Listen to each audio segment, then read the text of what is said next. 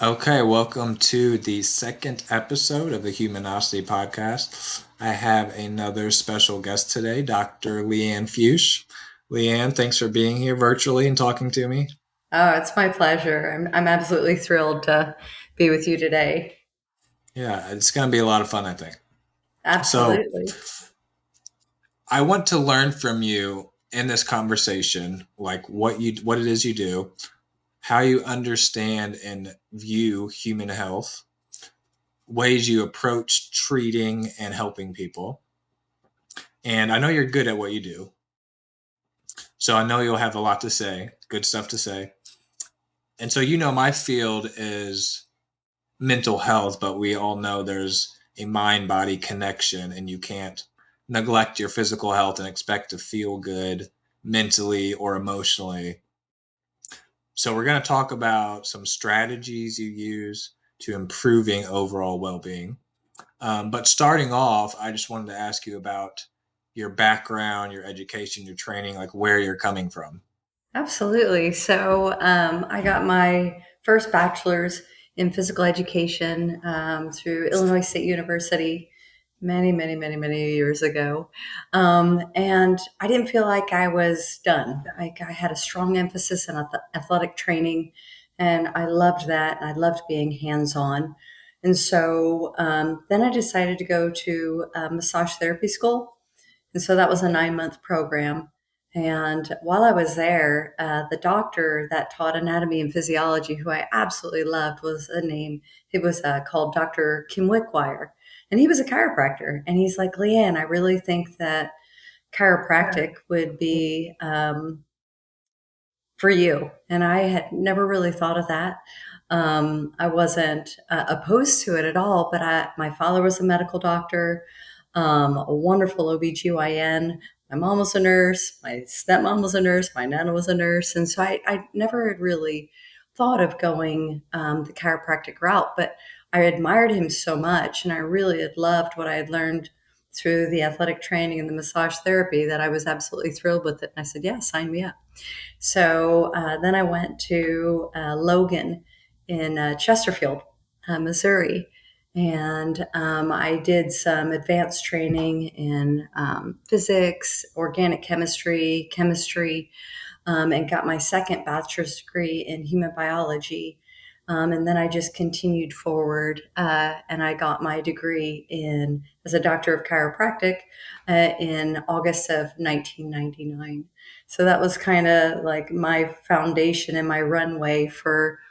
Then I opened up my clinical practice. I just put out a solo shingle all by myself in 1999, November 1st of 99. So this will be my 27th year of clinical practice, into my 27th year. And it's just been an amazing ride. Like we have helped just had hundreds of thousands of office visits and helped so many people, babies, children, adults, geriatric population, you name it. We've just had a great time caring for everyone. So I did chiropractic as my foundation probably for the first, mm, I'd say the first 12 years of my practice. And I found that I found something wanting. Like I found that the patients that used to respond to the chiropractic adjustments weren't holding their adjustments or weren't responding in a timely manner. And I became frustrated because I want my patients to do very well. I want them to win, succeed, feel fantastic, and then have a better quality of life. And we were missing that boat, and when I first got in, the founder of chiropractic was D.D. Palmer, and then his son was B.J. Palmer. And back in the day, like D.D. Palmer, he did one chiropractic adjustment to a gentleman. He was a janitor, Lily Harvard. He was deaf, and D.D. Palmer noticed that there was an elevated bump on his upper middle back and neck, and he basically asked, Harvey, could I, work on that? And he did the first chiropractic adjustment, and Harvey Lillard got his hearing back. So it's amazing the natural ability of a body to heal. So I was like, well, what changed? That was back in 1895. So move forward 100 years, 1995, and I'm like, we're doing the same adjustments, if not better.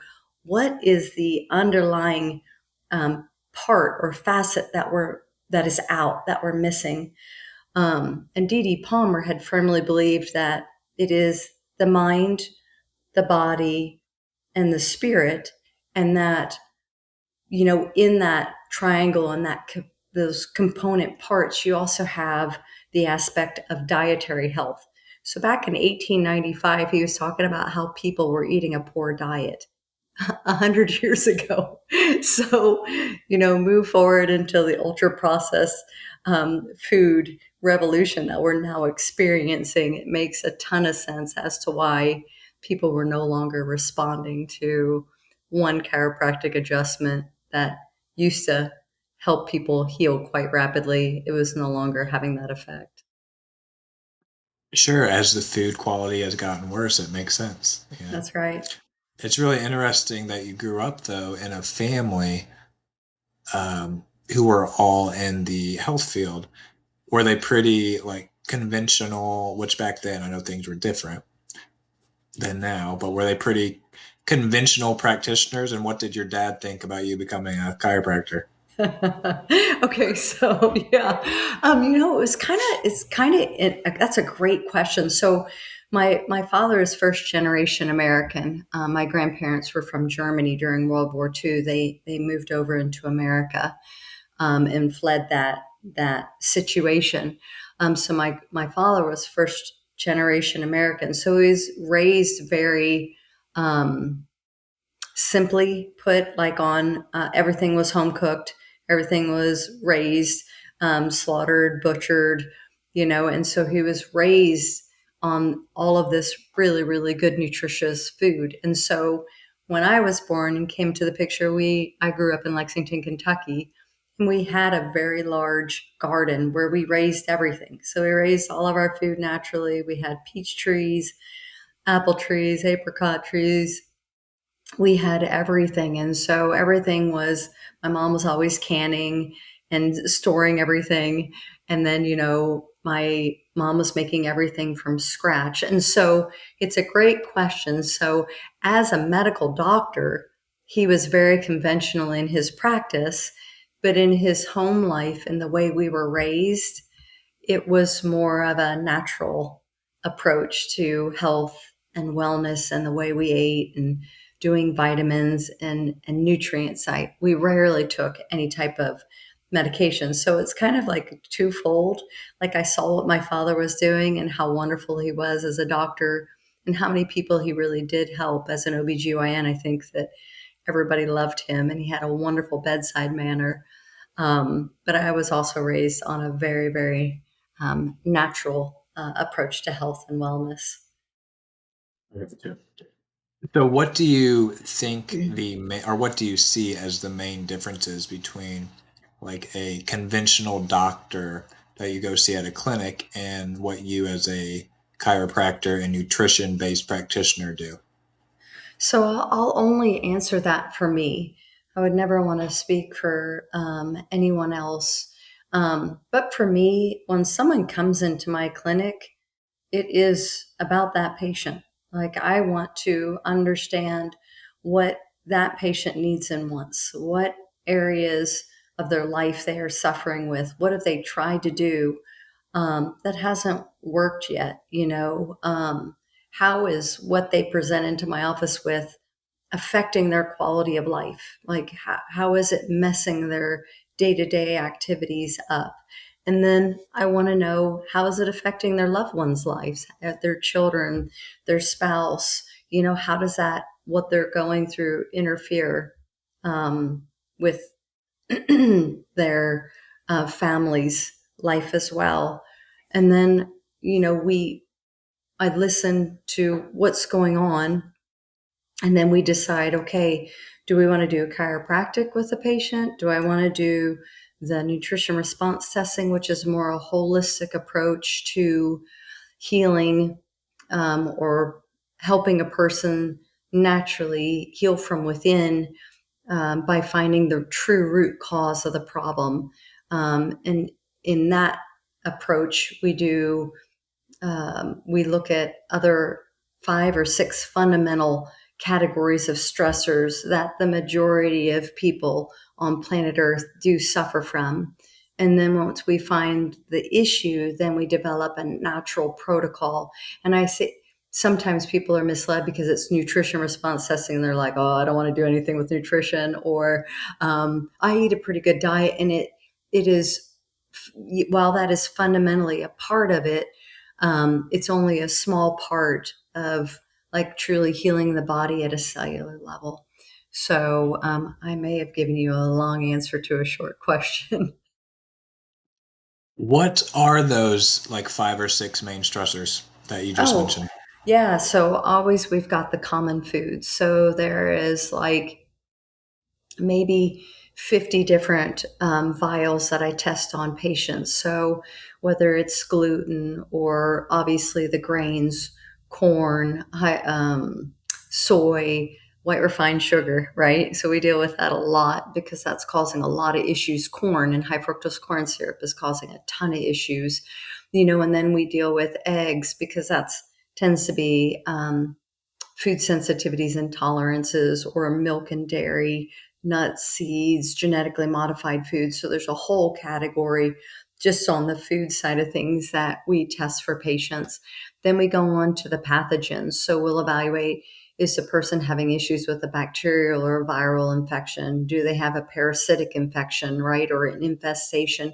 We find that many, many people are suffering with parasites that never ever knew that their symptoms were actually parasitic in nature. Fungal issues are rampant, especially in the southeast part of the country where there's a lot of humidity and a lot of heat and a lot of moisture. And then we also deal with like virulence factors. So things that actually make those 4 categories much more potent and damaging to the person. Then we move on to toxic chemicals.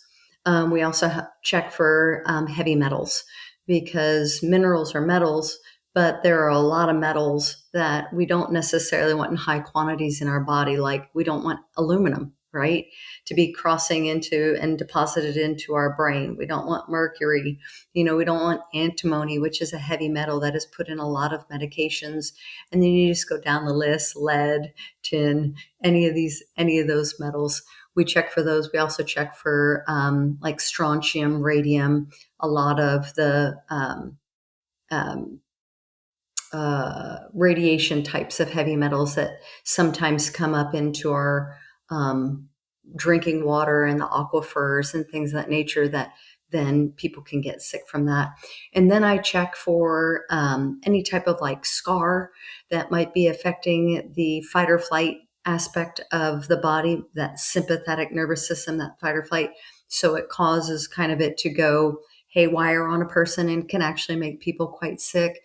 And then we also have the post-pandemic vials that have a litany of whether it is something that is dealing with a GI issue, or is it dealing with an deficiency syndrome because of it, or do we have deficiencies in proteolytic enzymes or fibrinolytic types of enzymes and stuff. So it's pretty in-depth and pretty intensive as to what we do when we evaluate a patient that comes into our office for that. I just have to say, I really dislike hearing you say that eggs are on that list because I eat a lot of eggs and I know they're supposed to be very nutritious for you, right? Absolutely. And so what the cool thing is like these are just common like sensitivities or intolerances that people can have. But you probably are just fine eating the eggs that you're eating. Thank you, Dr. For Leanne. sure. And yes, eggs are amazing, full of vital cholesterol, which the brain absolutely needs to be nourished. Yeah. So I want to ask you more about nutrition response training because I assume a lot of patients when they come in and initially see you, like you said, they hear that phrase and they're like, what is this? and then you do what you do, and it's kind of like they probably think it's some sort of voodoo or something, right? Yes, Can you yes. tell me more about the science behind how it works? Yeah, absolutely. So, um, a medical doctor, I wish I could cite his name, but he was a Japanese medical doctor that basically dissected the entire skeletal system. Um, and of the spinal cord itself and correlated every single one of the spinal nerves to particular organs within the body. So, like if I'm evaluating a person and the first bone in their neck is out of alignment, I know they've got a food intolerance, right? So then I can immediately be like, in my mind, I'm immediately thinking, do I need to go more of the nutritional route? Do we need to delve into what they're eating and things of that nature? But the nutrition response testing is basically based on the energies within a person's body. So the way I kind of describe how we do the evaluation or what it is you've probably seen Grey's Anatomy, right? Or some type of medical I have show, not. right? Okay. I used to watch ER when I was Oh, little. oh, okay, perfect. So ER. So you've seen somebody, they're going into cardiac arrest. They throw pads on them, right? And they've got these leads or electrical wires going off of that, and it's going into a computer screen, right? Or oscilloscope or something where they can actually see what's happening to the heartbeat and the rhythm and everything along those lines. So that is just energy. So they're putting pads on the body, and an energy current is being transmitted from the body to the computer screen, right? So the same thing exists within our body. And I used to use a computer to basically track like the sympathetic or the parasympathetic nervous system to see if there was any issue and if it wasn't functioning at 100%. But what we found was even more reliable was what we call muscle testing. So when a patient comes into my office, I teach them the particular way that we're going to use their body so that they can actually see in present time at that moment when I'm testing something, they can see it reacting on their body. It's a nutrition response test, right? And so if there is something that is overwhelming the body or stressing the body out, and when I'm doing the muscle test, if I apply pressure to an organ, let's say the heart, and let's say this person has been having issues with hypertension, high blood pressure, or an arrhythmia or something along those lines. So we already know that organ is stressed. And I put a little bit more pressure with my hand over that organ. It sends a signal like it's overwhelming the body, that the organ is like there's more stress being applied to it. And it will give me a muscle response indicating that this body is, or this organ is short circuiting. So it gives me that information like, hey, here's actually a problem within this body that we want to actually then delve into and look to see if we can find out fundamentally what's going on with it.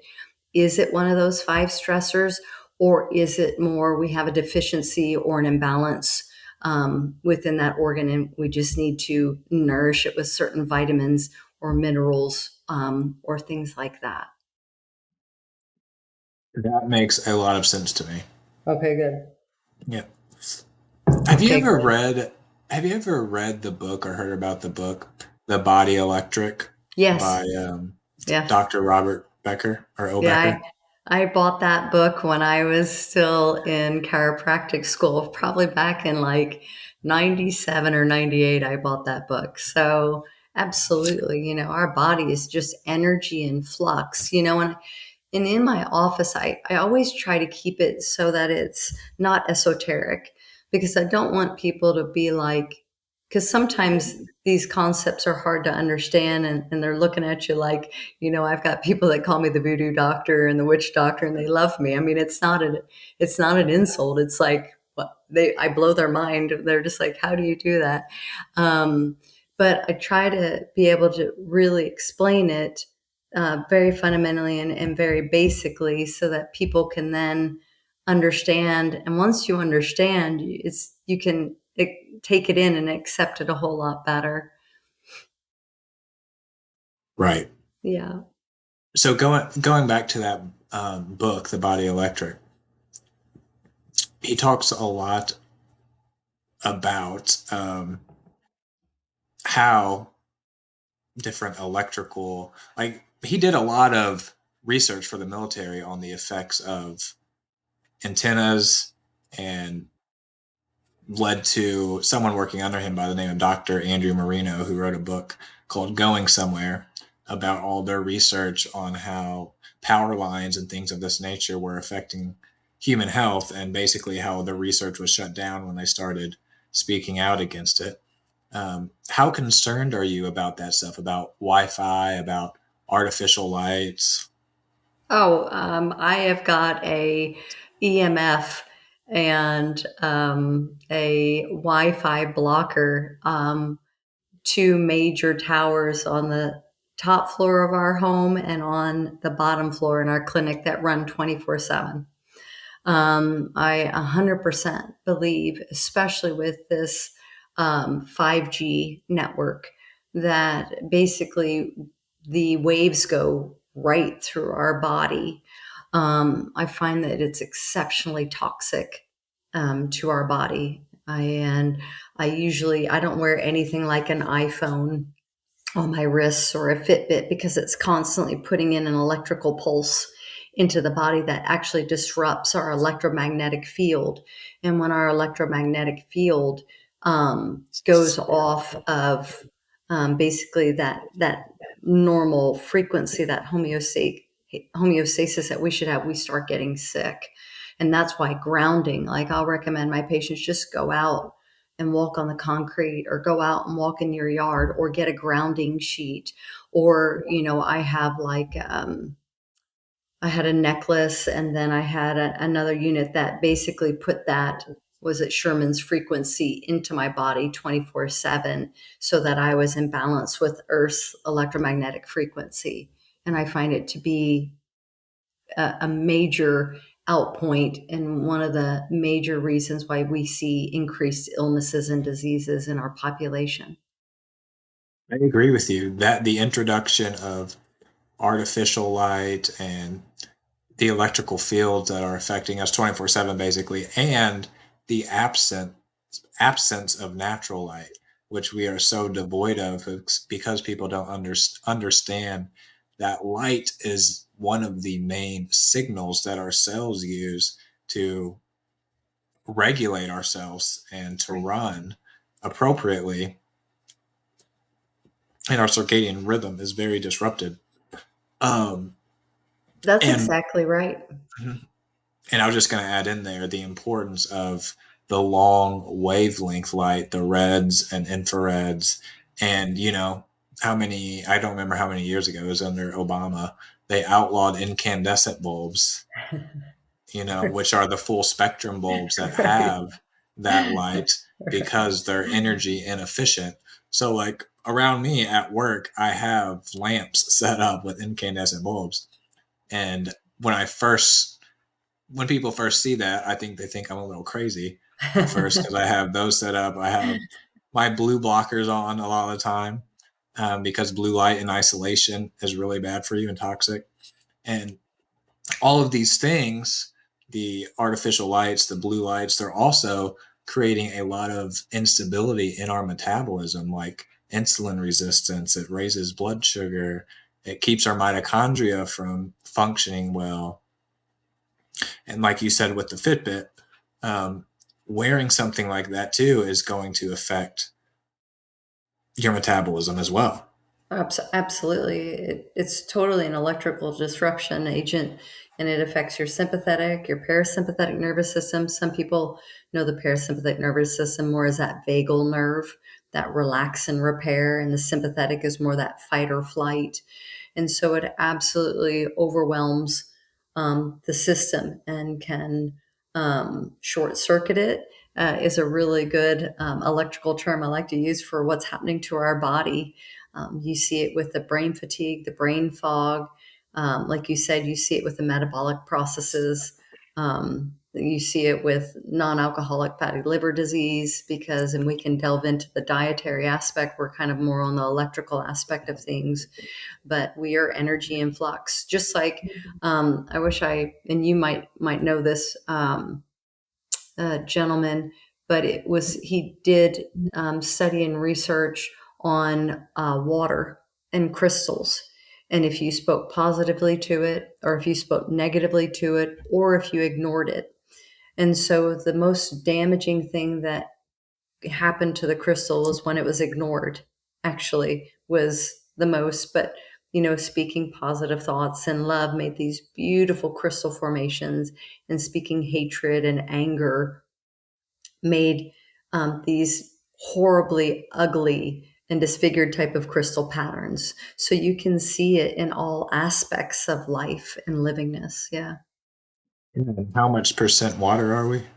I think like 75%. Now, nowadays, it might be less with the amount of Pepsi and Coke that everybody drink, Right. but you should be about 75% water. Yeah.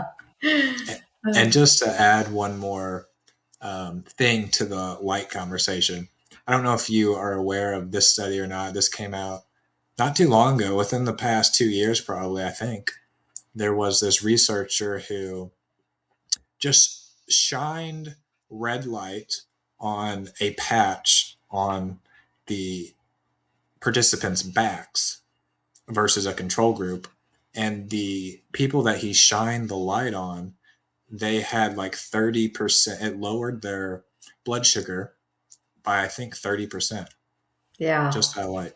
Yeah, and I do cold laser red light in my office specifically on specific points. Like with acupuncture, I'll do the acupuncture points, or with scar tissue because that affects the nervous system. I'll do it on that. So yeah, that is absolutely a very valid and powerful therapy to do for Yeah. people.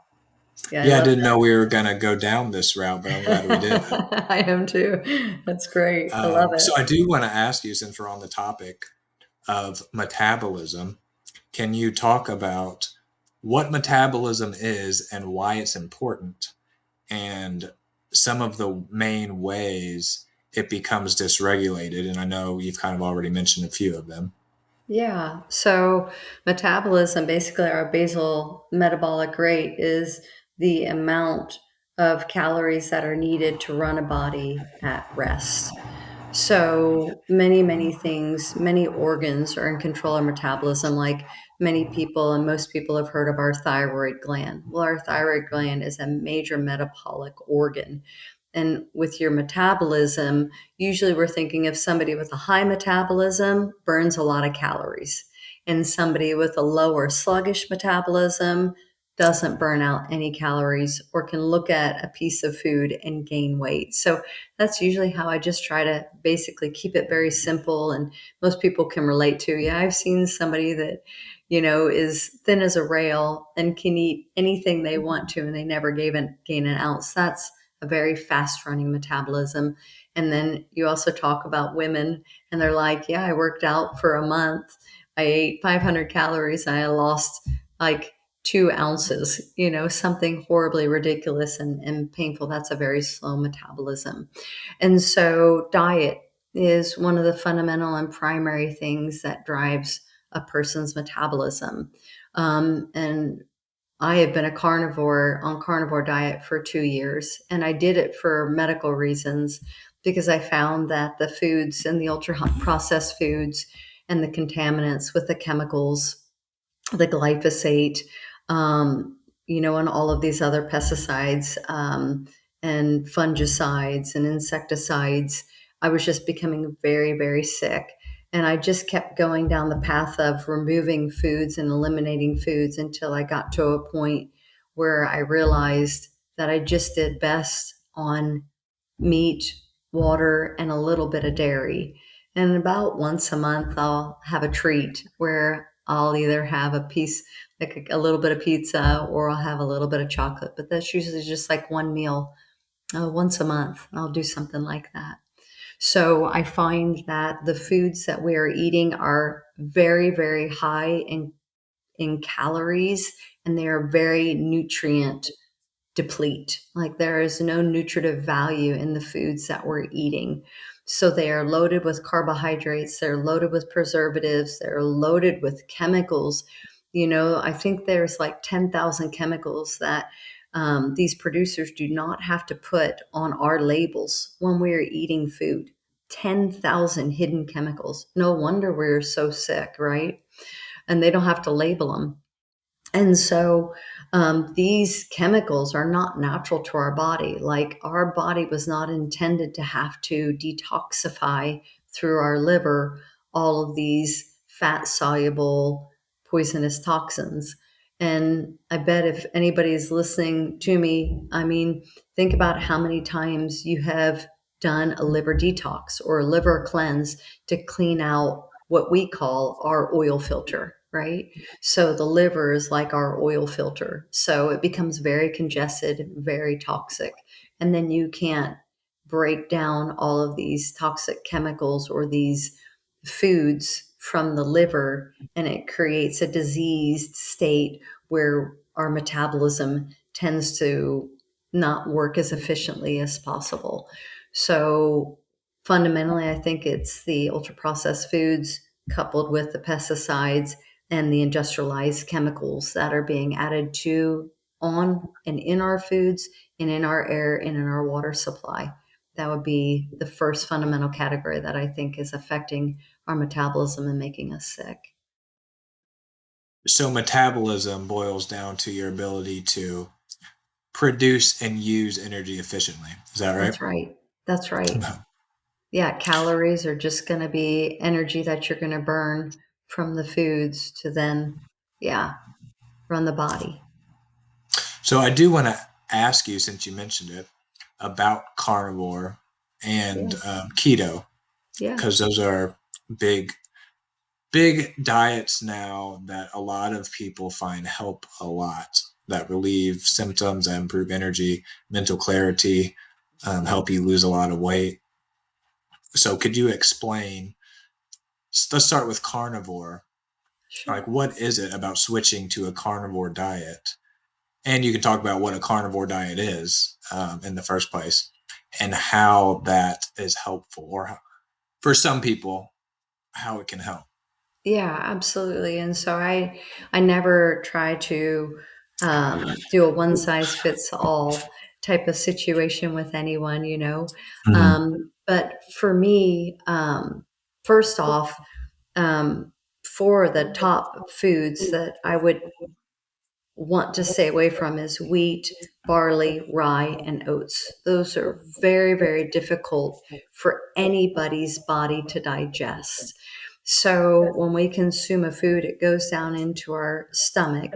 In the stomach, we have the hydrochloric acid, the intrinsic factor, things of that nature. We have pepsin, things that are trying to break down the collagen bonds within those grain structures itself. Well, our body has a very, very hard time trying to digest that.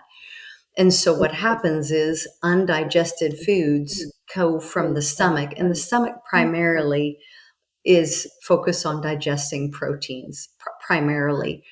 But what we have is then this undigested food that again is quite difficult to digest in the stomach goes into the small intestines, and then there from the small intestines it's going to go through into the large intestines.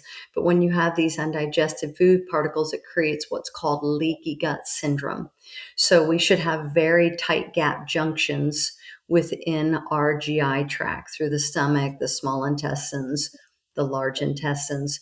And so what happens when we have these undigested food particles, they start pushing holes and punching gaps through these walls. And so the undigested food then gets into our bloodstream and is the foundation and the beginning stages of developing autoimmune diseases. And the autoimmune diseases just, I mean, there are so many different autoimmune diseases now, but fundamentally it starts in the breakdown within the cell structure within the GI tract, the stomach, the small intestines. Um, and so I was having a lot of issues with leaky gut syndrome. And I want to digress a little bit. Glyphosate also is a major player in the um, dysbiosis, or the breakdown in the functioning of the gut, because it is also an antibiotic, but it's not a good antibiotic. So it destroys 4,000 good bacteria to every one bad bacteria it destroys. So then when we consume foods that have had glyphosate sprayed on it, such as the corn and the soy and all that stuff that is Roundup ready, when we consume it, it destroys all the good bacteria in our gut. And now we have an imbalance of bad bacteria to good bacteria to fungal overloads. Then we get parasites to come in. So not only do we have undigested food particles punching holes, but we have bad bacteria and an imbalance. And then we have parasites coming in that also do major damage to this GI tract. So I had always had issues, sensitivities, intolerances, and even some allergies to foods and grains. So all my life, I knew that I wasn't a really good, strong candidate to eat these types of grains and things of that nature. So I started developing an autoimmune disease called vitiligo, where I lost my skin coloring. Like all the melanin in my arm is destroyed, so it turns white, and it will never tan or anything. Well, it started going into my other arm and up into my face. And when I stopped eating the grains and these foods that had been sprayed with glyphosate, all of it stopped. And so that was the entrance point of me beginning my carnivore journey, just basically from empirical data of me just living my life and seeing, wow, that was the one thing that stopped my autoimmune disease, was going and moving into the carnivore diet. So if you switch to a mostly meat-based diet, you're eliminating a lot of the glyphosate. Oh, yeah, because typically they don't use glyphosate on meat products. That's usually going to be more on crops. To like if you want to, um, dry down a crop of wheat or something, they might use some glyphosate, or they might use some salt water. But on all of our corn crops, soy crops, most of them are Monsanto Roundup Ready, and that's what they spray in horrendous quantities and amounts. So, yeah, that is it. What do you think about them giving immunity to the makers of glyphosate? Oh, I think it's a crime against humanity. I truly do. I feel like anybody that creates a product that makes billions and billions of dollars should then also be held accountable for the damage they have done. Like, I don't believe, just like I may be crossing a line here, but I feel like the vaccine companies should be held accountable for the damages that they have done to individuals that have been vaccinated, and the families and lives that have been um, damaged because of it. I think that they absolutely be held. I mean, if I hurt somebody, I would be held accountable. If you hurt somebody, you would be held accountable. I don't think that anybody wins by somebody, these big, huge corporations, being able to get a pass on these harmful things they're doing to people, because they know what the damage is. They just cover it So up. earlier, when you were talking about the nutrition response testing, you said you had a post-pandemic vial that you test for. Is Mhm. that mostly testing for effects from the jabs or from COVID or from both? Or Yeah, so it checks for um, all types of things, whether it's um, immunodeficiency syndrome, like a endothelial dysfunction, to you know are they having consequences from the vaccine itself? Are there still spike proteins in a person's body. All of these things we can look at to see, do they have the graphene oxide? Do they have the actual metals that were injected into them as part of these vaccines that then are, to come full circle, being activated by the 5G towers? How big of a problem do you think that is? I think it's a huge problem. There are a lot of people dying of cardiovascular incidents, strokes, heart attacks. And when you start to talk to other professionals, who are like, yeah, it was definitely related to the vaccine. I had a sad case where this 26-year-old girl had taken the jab and came up to see her family. I practiced in Illinois for 25 years, and they came up to see their family in Illinois. They took an airplane flight. She was 26 years old. She had just gotten the jab, and they landed, and she died within 24 hours. And when they did an autopsy on her, they said her whole body was full of blood clots and the clotting that had occurred from the vaccine. So I do think it's a major problem. I definitely have no regrets from not getting any. Me either. Me either. I'm very happy I didn't get them, for sure. But I So do going, have people. go ahead. Go ahead. No, I you go was ahead. just going to say, I do have people that come in, and we are able to help them um, mitigate and the negative consequences of the vaccines. So, like, I have people come in, and then we have helped them and their bodies heal from that. Yeah. So going real quick back to the carnivore diet Yeah. and metabolism. One thing I wanted to ask you about was insulin resistance, because I think that's a big problem and associated with a lot of mental health issues specifically. Could you, Absolutely. could you explain what insulin is and what insulin resistance is, and Yeah. going into diabetes, type 2 diabetes, Yeah. and Yeah. So insulin is a hormone that is secreted when there is blood sugar. The blood sugar levels elevate, and so the insulin is secreted, and it takes the blood sugar and distributes it into the cells themselves, because the cells need that energy to go, right?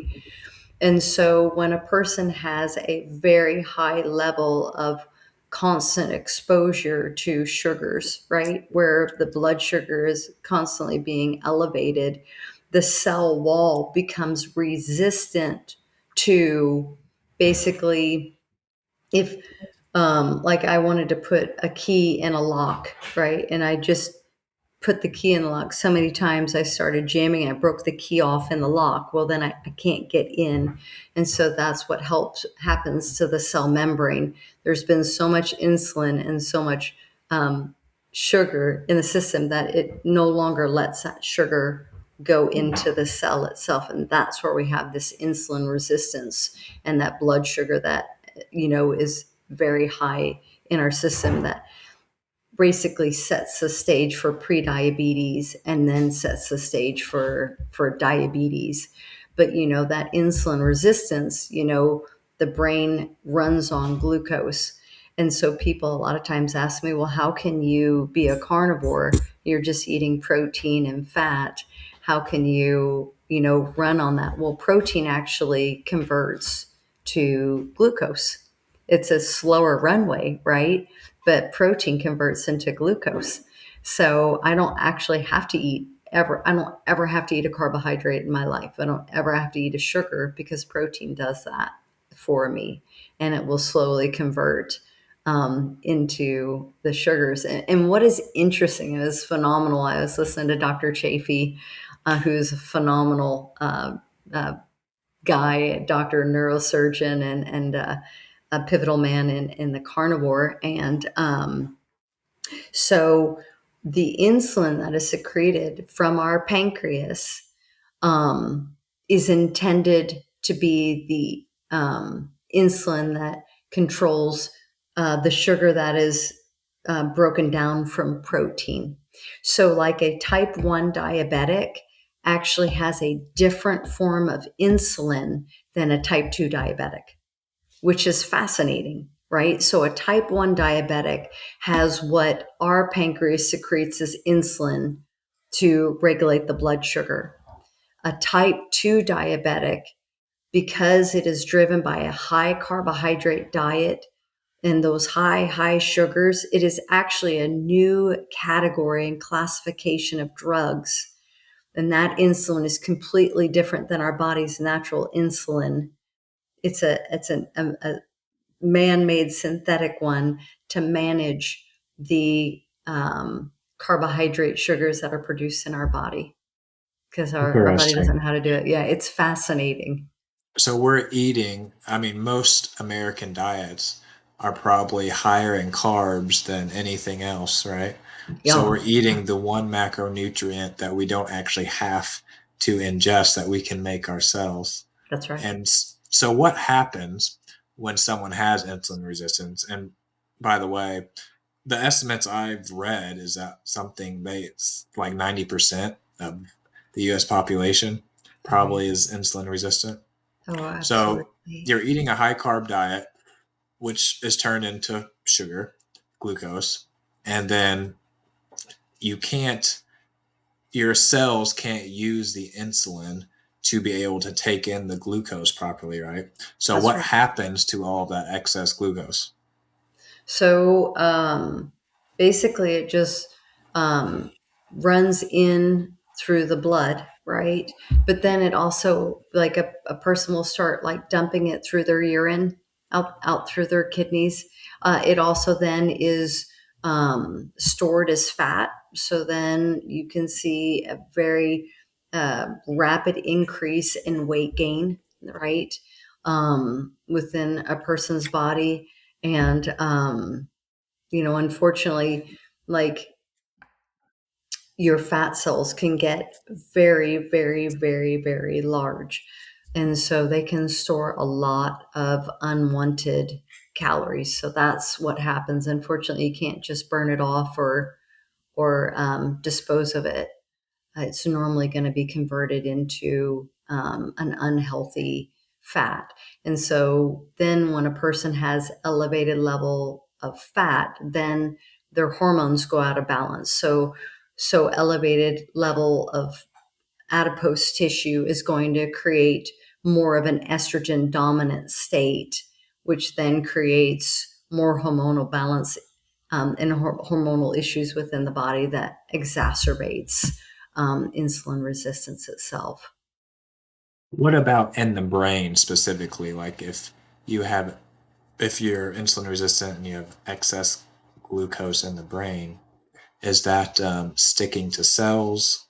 So actually, when you're insulin resistant, your brain starves because it can't assimilate that glucose into the cell, right? So that cell cannot, it starves. It cannot get the glucose in. So when you have insulin resistance, you've got, it's kind of like being, trapped on a boat out in the middle of the ocean. You're surrounded by water and you can't drink it, right? Because it's salt water, and salt water would totally throws our balance off and would kill us quite quickly, right? If we drank a whole lot of that. So it's the same thing. It's that cell is being surrounded by a ton of sugar, but because of the insulin resistance, that sugar cannot enter into the cell, and the cell actually starves. So you see a decline in mental acuity, brain fog, and actual atrophy of the brain itself. Um, and a number of other things that I'm sure you're aware of as well. We see ADD, ADHD, we see increased Alzheimer's diseases and things of that nature. So, as a consequence of these issues, these metabolic issues. So I've been reading this book. Well, I read it a couple years ago, started rereading it. It's called Change Your Diet, Change Your Mind. and it's written by Dr. Georgia Ede, and she's a metabolic psychiatrist, which is a very small and new field where they focus on nutritional interventions, and a lot of it is keto focused. Um, can we get into keto and you explain what that is? Yeah. Yeah. So keto is, I always did keto. When I did keto, it was more like just 20 grams of carbs was I kind of stayed in that line, and I wanted to try to induce in my body a state of ketosis, which is a state where the body converts from using glucose as its primary fuel source to using fat, and the ketones as its primary fuel source. So I like the keto diet very much because it's, for most people, it's so much more manageable. It's not so strict. Like I'm totally like, for me, I can eat the same thing over and over again. Like I can eat meat and drink water and be super happy. But my husband likes a little bit of variety. And so the keto, that's more for him. And so, um, keto is going to be, any type of, meat, poultry, fish, anything like that.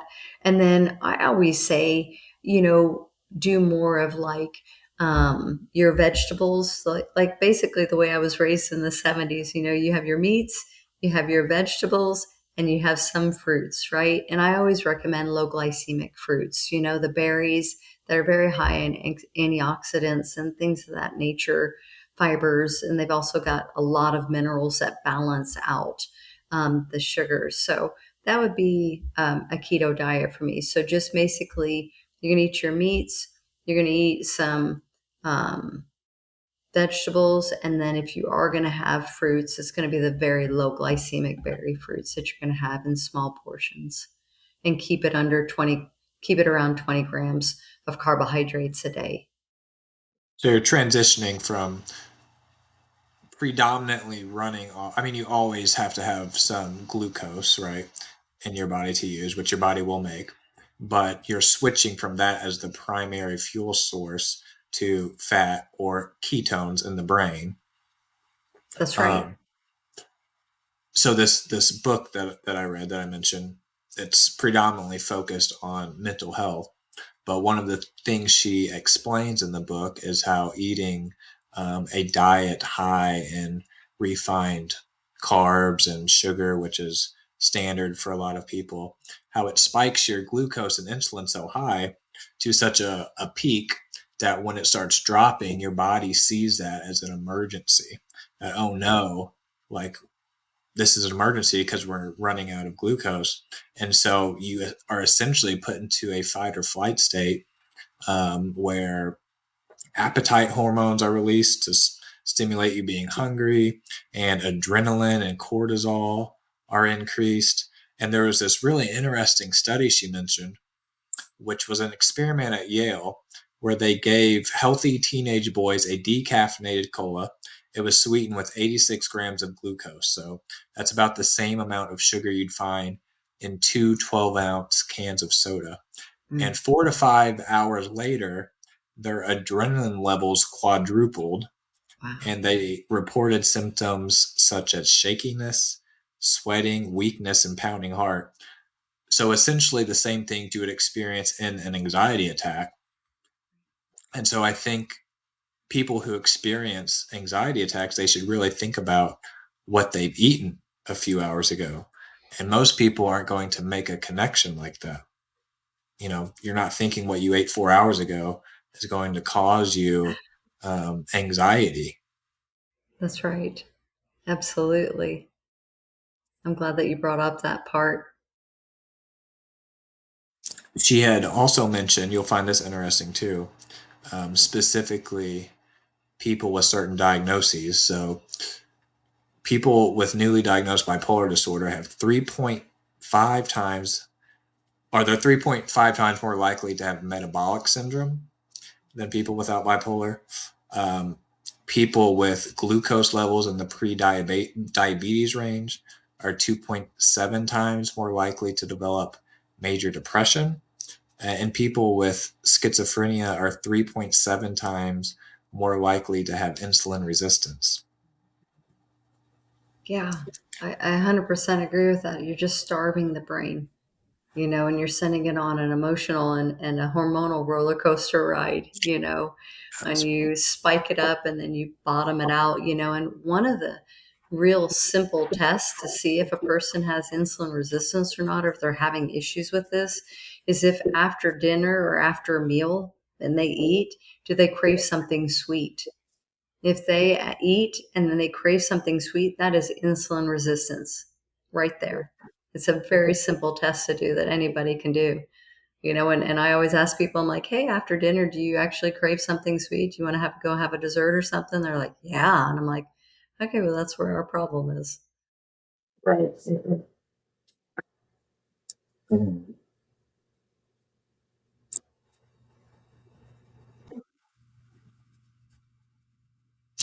Okay, so the other thing I wanted to ask you about is with, say, insulin resistance and excess glucose, how that contributes to something like inflammation and oxidative stress. Oh, I mean, so vegetables have sugars in them, right? But the reason that vegetables can be very nourishing to a body is that they also have minerals in them. So the minerals balance out the sugars. And so there's no need for the body to try and handle deficiencies. But when a person consumes like a carbohydrate or a ultra processed food, um, there is not a balance of minerals within our body. And so what happens is we're taking in just this huge amount of sugar. And the body will then try to balance this, and it will leach out our minerals, our enzymes, our nutrients, right? To create a balance that can then be removed from our kidneys or through our bowels and excreted out. So by eating a diet that is ultra processed or high in carbohydrates, it creates a lack of the nutrients that we truly need to run the biological processes within our body, to run the mitochondria, to run the cellular functions that maintain health. We don't have those building blocks because they are always on alert to manage this influx of carbohydrates and sugars into our body that we were never intended to consume. So, with a lot of mental health disorders, all the things we mentioned, elevated cortisol levels, um, inflammation, oxidative stress, those are all things that can be addressed very effectively with diet. Absolutely. Absolutely. I think that diet is on the low end, it would be 70%, and on the high end, it would be 98%. What is dictating the health and integrity of our bodies and our future quality of life? Do you think that diet is a big focus in like standard medical care? No, I don't. I don't, as evidenced by the fact that RFK flipped the food pyramid upside down, and that's more appropriate, right? So, if you look at the American Diabetes Association, most diabetics in this country will eventually develop heart disease because the diet of a diabetic is part and parcel to developing arteriosclerosis, and damage to the vessels and heart disease. And it is fundamentally, eat your grains, have how many servings of grains a day, which is just totally just sugars and carbs into your body that is just a total overload that just perpetuates the problem of making diabetes worse and then causing other diseases like heart disease. Yeah. Yeah, the funny thing is about the food pyramid is Dr. Eid in the book I reference. She talks about how the food pyramid came into being and that there was never any evidence for it that it was good on a biological level for humans. Right. It is.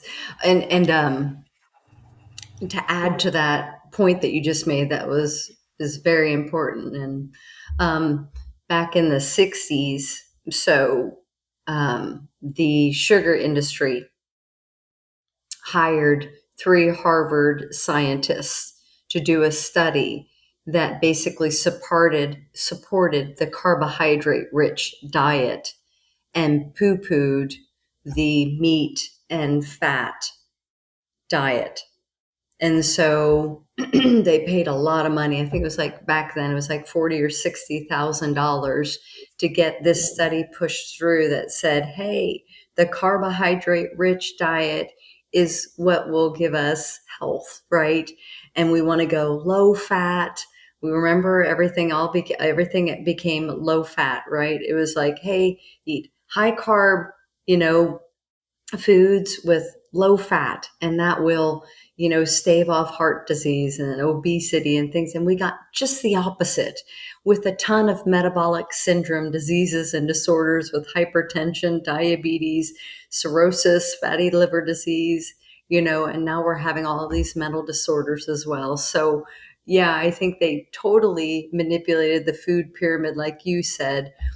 They monetized it really, and whoever had the biggest marketing campaign and the biggest lobbying and the biggest funding was the one who was able to say and dictate what we would then eat. If you were a conspiracy theorist, you might think that there was some sort of systemic attack we're under. Yeah, and it's funny when they say you're a conspiracy theorist, it's usually when it comes out like 5 years later, it's like, oh, you were just telling the truth. So anytime someone says you're a conspiracy theorist, I'm like, you bet. Just look at the facts. It's funny talking about food and diet and how a high carb, sugar, eating a lot of refined foods is so bad for your body and brain.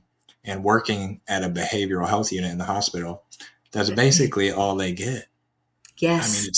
it's sad, but they have 3 meals, then they have, I think, snack 3 times a day. And their snacks are chips, cookies, all these things where if they're already having metabolic issues contributing to their symptoms. That's right. Absolutely. It makes no sense. And I mean, you give a child a Coke and watch how they react. Like you had said, within 30 minutes, they act like they're crazy.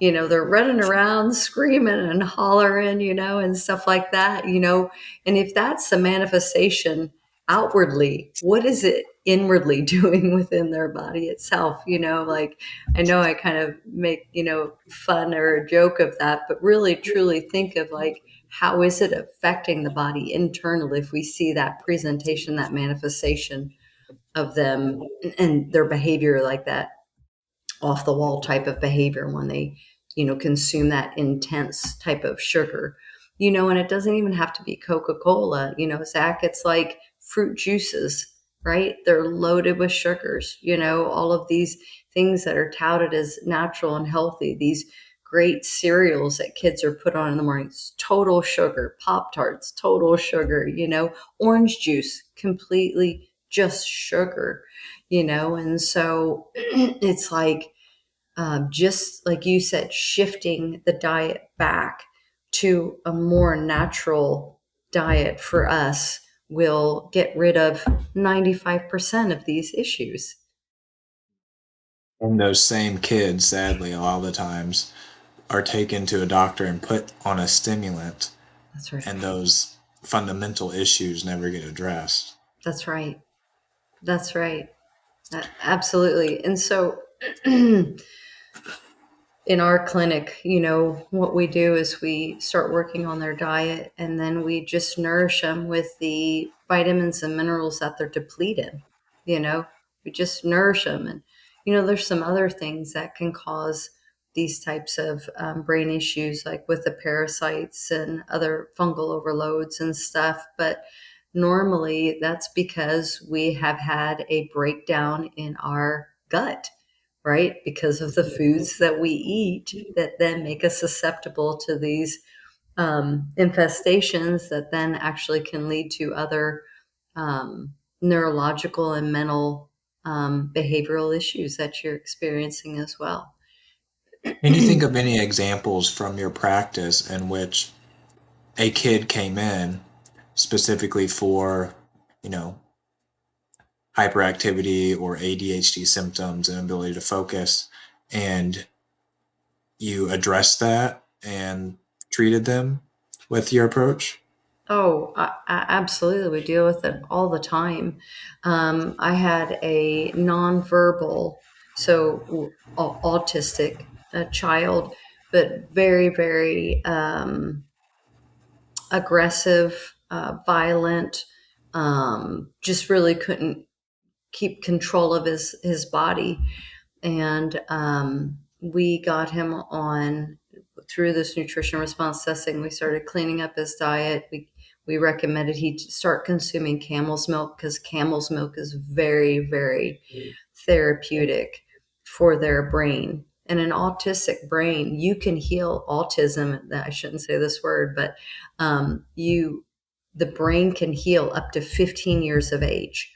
So we have had people and children that have had autism, in cases that have had autism, and through the change in their diet and the nourishment of their brain with the vital nutrients, minerals, vitamins, and things of that nature, no longer actually present as an autistic child.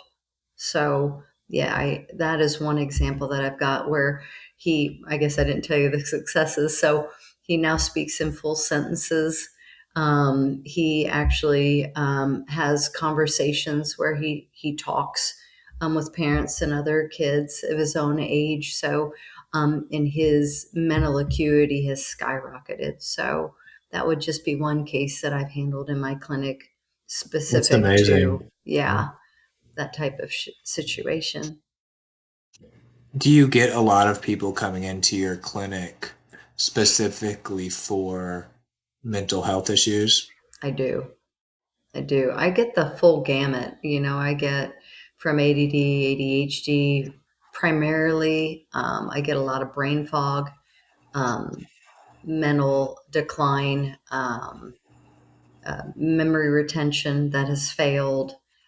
People just can't find the words, or, formulate sentences, or very, very forgetful. I get that all the time.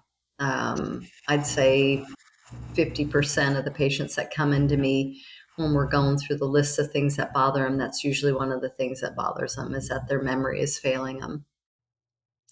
What would be some like basic advice or things to look at and address to people who are specifically experiencing things like low mood, maybe some brain fog, sleep issues, either not sleeping well or sleeping too much, maybe anxiety, just feeling anxious a lot?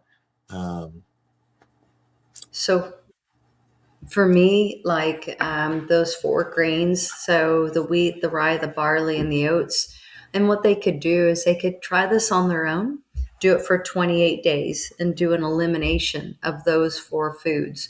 Or if they're like, well, I've never really had a problem with that, but cover your ears, Zach. But if they had problems with like eggs, or they had problems with milk or dairy or or not, something it's like not the that, right? eggs. Yeah, it's not the eggs. Just cover your ears.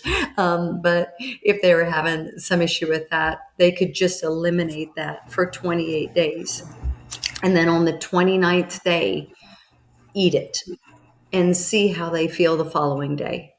right? So a lot of times, just by the removal, like those four grains, the wheat, the barley, the rye, and the oats, those are horrible for anyone. Anyone. Now, some people can get away with it, but eventually it's going to negatively impact their health. And definitely with the brain fog and the decreased ability to focus. So I would say those would be the top four grains that I would remove. And then also start decreasing the quantity of their sugars, like high fructose corn syrup, any type of artificial sweeteners, and then the sugars.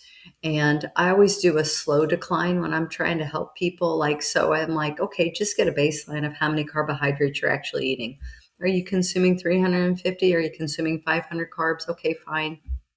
And we want to kind of get to about 72 carbs. That's about um, normal for what a person should have if they're not doing keto or carnivore, right? 72 carbs. So if they're at like 500 carbs a day, drop it 10 carbs, and just slowly wean off of it because you're physiologically addicted to the sugars.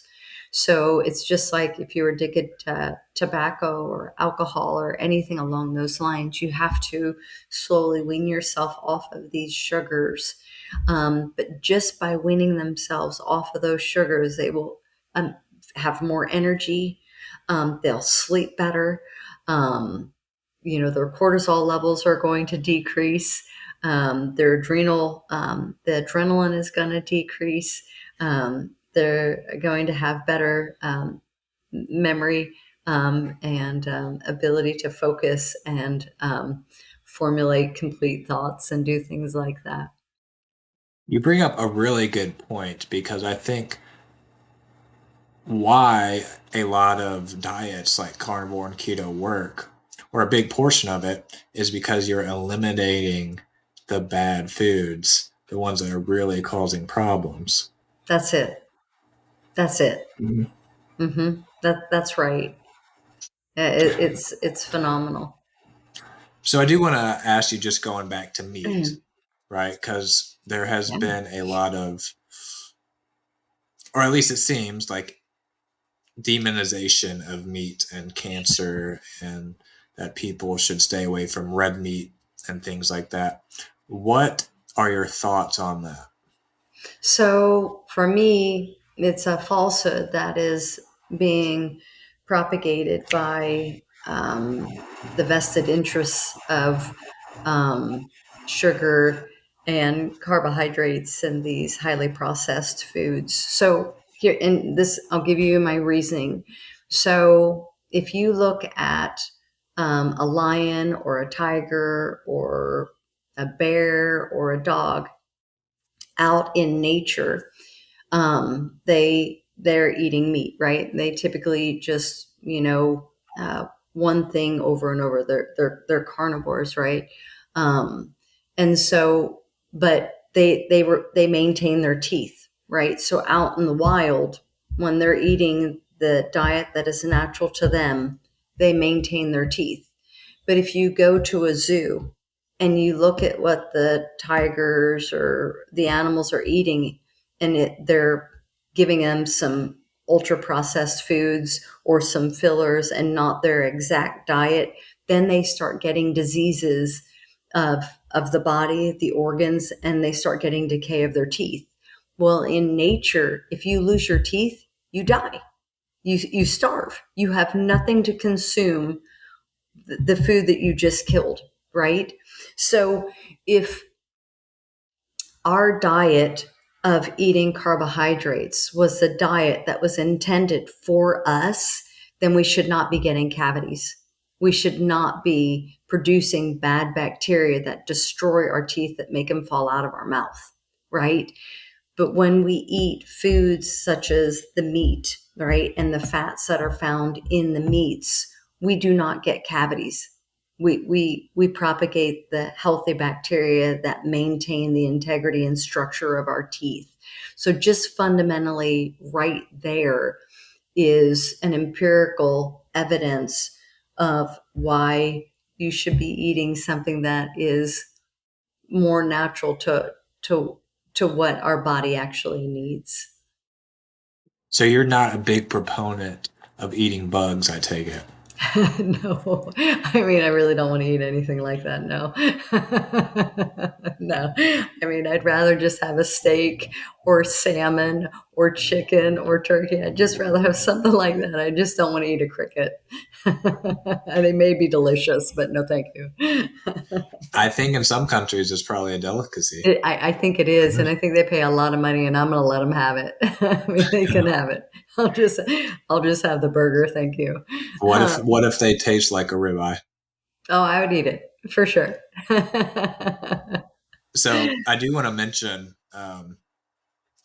some studies to you, or some commentary on studies that I think you'll find interesting and get your reaction to it, because this was also mentioned in Dr. Ead's book, specifically about the World Health Organization. Whenever they put out in 2015 their warning that processed meat causes colorectal cancer in humans, and that red meat probably causes cancer.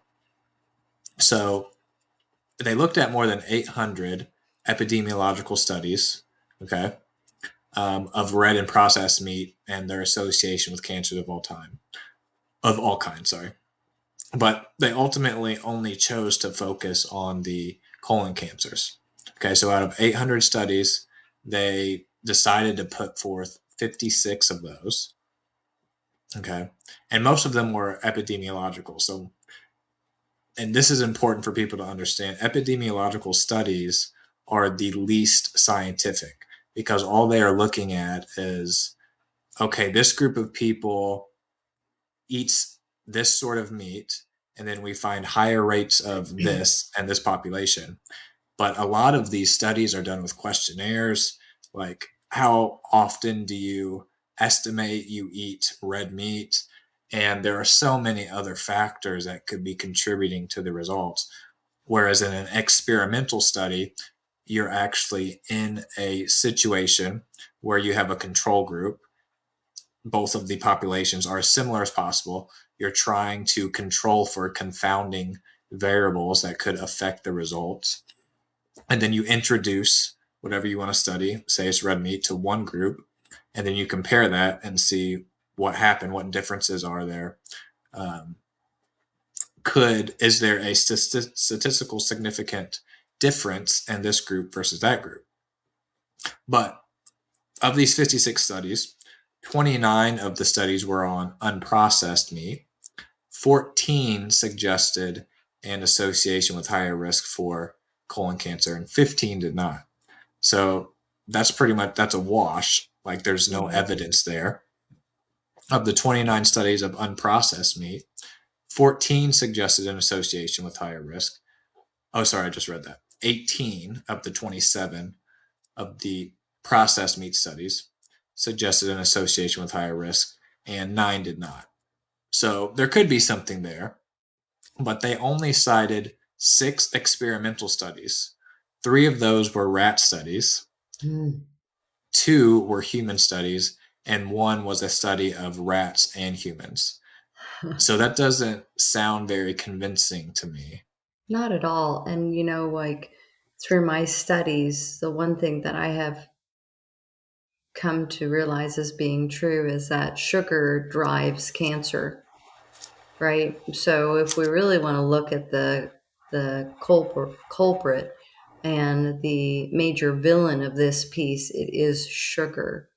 Cancers explode in the presence of sugar and starve in the absence of sugars. So, I think why so many people do well with the keto diet or the carnivore diet is because we are basically eliminating those high quantities of sugars that cause so many diseased processes within our body, that burn out our adrenals, that elevate our cortisol, that drive our insulin up, that create insulin resistance, diabetes, metabolic syndrome, you name it, and we could go on and on and on and on and on. But there is no money to be had by the corporations that make a profit by selling these highly processed, nutrient deplete types of foods to our society. There's one more thing I want to ask you about, and that's acupuncture. Yeah. So tell me a little bit about how acupuncture works. I love acupuncture, and so it works by stimulating specific electrical points within the body. And there are 470 primary electrical points in the body, according to Chinese medicine, that run along 12 main meridians. So there's like a bladder meridian, there's a kidney meridian, there's a gallbladder meridian. So it's correlating with specific organs within the body itself. And so through our life, just like our oil filter can become clogged up or congested, well, these electrically active points can either become sluggish, or they can be, if you have a child on a can of Coca-Cola and a candy bar, very hyperactive, right? So by listening to the patient's symptoms or what they're experiencing, then I can lay out, okay, what specific points do I want to target to either calm down the system electrically or increase the system electrically. And they call that energy chi. So in Chinese medicine, they call the energy chi. So we just want to make sure that the chi is flowing through the body evenly, right? And then also these points focus on blood stagnation and making sure that the circulation is flowing properly through the body. And so you can address anything that a person would address in the conventional medical model, you can address in the Chinese traditional oriental medicine acupuncture model. You can do that with the needles and the moxibustion and lasering and things like that. They heal any disease through that method of and form of treatment. What are some of the results you've seen since you've started practicing acupuncture? So I've seen lots. So like I had one gal, she had like chronic migraines, and after the first visit, she no longer had any chronic migraines that were debilitating. So that was a huge win. Just recently, I think in the past couple of weeks, I had two people that were addicted to sugar and just could not get a handle on the addiction. So I did auriculotherapy, which is ear acupuncture, to specific points and help them get over their sugar addictions.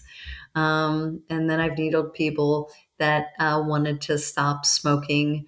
I've needled people for all types of low back pain, neck pain, but I'm dealing with somebody right now that has neuropathy. So the loss of that nerve integrity in their feet, the loss of sensation. She was having a lot of swelling. She was having a lot of circulation issues, and that has all it's on the upward trend and improved. So many things like that. Again, I do laser acupuncture, so I don't use needles on kids, but I'll use the red light laser. So for colic, for constipation, for acid reflux, you name it, I will do it on kids, and it's gentle.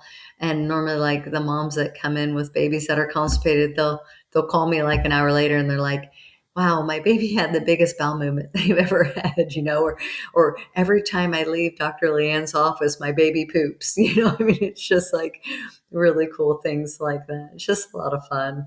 It is really cool. I think you could probably run an entire practice for people who are constipated. Oh, without a doubt. Without a doubt, we would be very successful on that. But then I also do the acupuncture, a specialized form of the acupuncture for the alpha gal. So people that have any type of allergies that present into my office, I use a specific needle and a specific technique, Dr. Solomon's SAAT technique, to handle and help people get rid of allergies, no matter what allergy it is, whether it's alpha gal or an allergy to corn or wheat or peanuts or shellfish, you name it. We So needle for it. you've seen people be able to reverse their allergies with Oh yeah, acupuncture. without a doubt. Yeah, I see it all the time, every day in clinic. Whenever we needle them, we leave the needle in for a specific period of time. They come back in, recheck them, and boop, they're doing great. That's so cool. It is. So really, you could reverse anyone's egg allergy. That's right. If a person did have said allergy of the egg, we could absolutely reverse Yeah, it. that's great. Yeah. Yeah. Oh, Okay, shoot. Leanne. Well, um, I think we're probably at a point where we can wrap up. I I really had agree. a lot of fun talking to you, and I really appreciate you sharing your experiences and knowledge. And I know personally that you've helped a lot of people. So I'm glad to get the opportunity to put you on a platform, no matter how small it is. No, I appreciate it. I just really enjoyed having this opportunity to visit with you, and I had a lot of fun. And, I always find that it doesn't um, matter how many people listen, as long as the message is true, it'll get out there. So thank you so much for just spending Saturday evening with me and talking with me. Yeah, I really enjoyed it. And maybe sometime in the future, I can have your husband on here to talk about soil health, Oh, because that's yeah. something he could teach me a lot about and I want to learn about. Oh, Um, absolutely. He would absolutely do that for you. He loves doing podcasts. So I'm already going to sign him up for, yeah, he whenever you likes need the to with him. spotlight, doesn't he? He does. He loves the spotlight and he's really good at it too. Yeah, He's an excellent speaker. So yeah, you just put him on as going to be one of your guests because he's going to totally do that with you. awesome. All Okay, right. Zach. Thank you, Leanne. Thank you so much. You have